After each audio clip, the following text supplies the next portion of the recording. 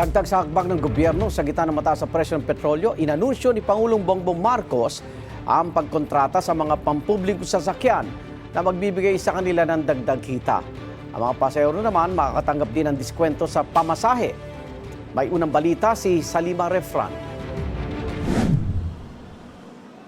Mga tsuper, operator at mga pasahero ang inaasahang makikinabang sa bagong inanunsyo ni Pangulong Bongbong Marcos. Simula April 15, magpapatupad ang Department of Transportation ng Service Contracting Program. Sa ilalim ng programang ito, babayaran namin ang ating mga operator at driver ng mula 40 pesos hanggang 100 piso kada kilometro. Dagdag ito sa kanilang kita mula sa pamasahe. Para naman sa mga commuter, May kasamang hindi bababa sa 20% na diskwento sa pamasahe. Ang mga ruta ay nakatuon sa mga lugar na may koneksyon sa tren at pangunahing mga bus route upang maging mas maayos, mabilis at maaasahan ang biyahe. ipatutupad ang programa sa buong bansa. Nasa 50,000 pampublikong sasakyan, 1,000 operator at 15 milyong pasahero ang inaasahang makikinabang. Ipatutupad daw ang programa kapag off-peak hours para matiyak na may masasakyan pa rin ang mga pasahero kahit hindi rush hour. Gagamit ng GPS monitoring para matiyak na babiyahe talaga ang mga kalahok na PUV.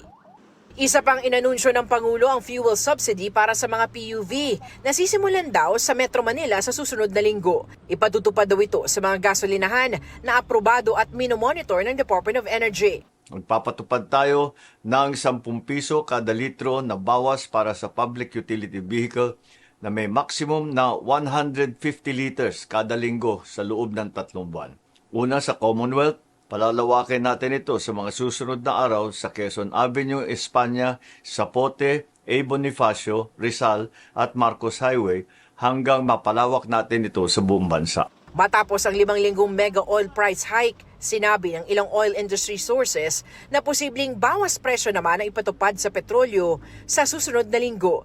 Sa gitna yan ang umiiral na tigil putukan sa pagitan ng Amerika at Iran. Ang diesel nasa 2 piso at 50 sentimo hanggang 8 piso kada litro ang posibleng rollback. Piso hanggang 4 na piso kada litro naman sa gasolina.